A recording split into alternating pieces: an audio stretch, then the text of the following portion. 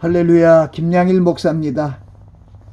오늘 5분 설교는 겸손한 자가 되자 하는 주제로 말씀을 전합니다.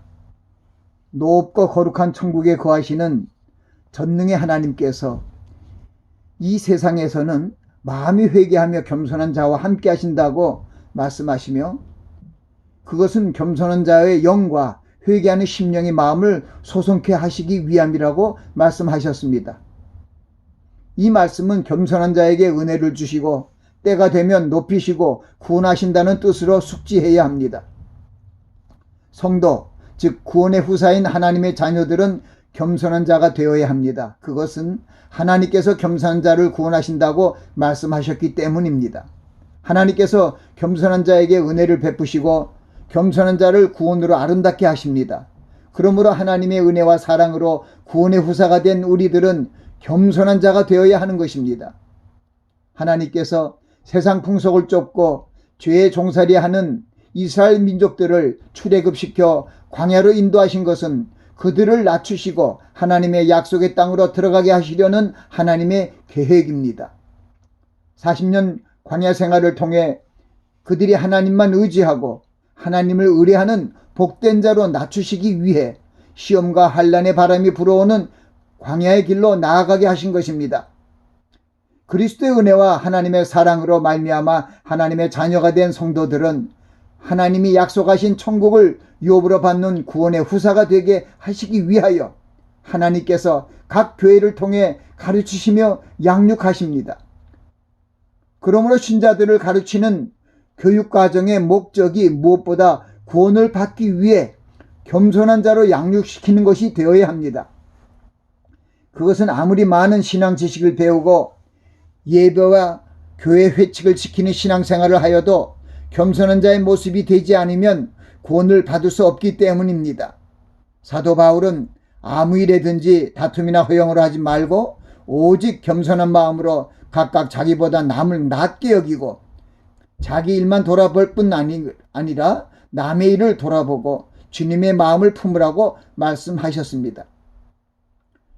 주님께서 나는 마음이 온유하고 겸손하니 나의 멍에를 메고 내게 배우라. 그러면 너희 마음이 쉼을 얻으리니 라고 말씀하셨습니다.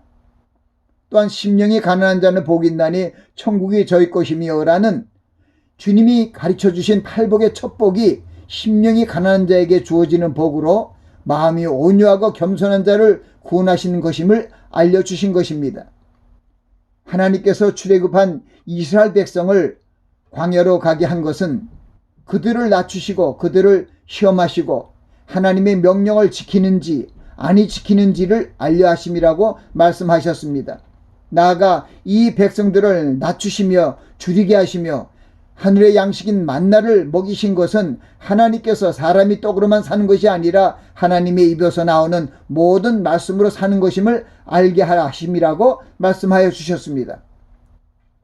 죄 종살이하던 이스라엘 민족을 출애굽시켜 광야 생활을 살게 하신 하나님의 목적이 이스라엘 백성들을 겸손한 백성으로 만들어 약속의 땅에서 잘 살게 하시기 위함입니다. 저희를 인도하신 하나님의 놀라우신 사랑의 손길을 잊지 않고 대대로 하나님을 경외하게 하시기 위해 40년 동안 광야에서 하나님이 그들과 함께 하신 것입니다.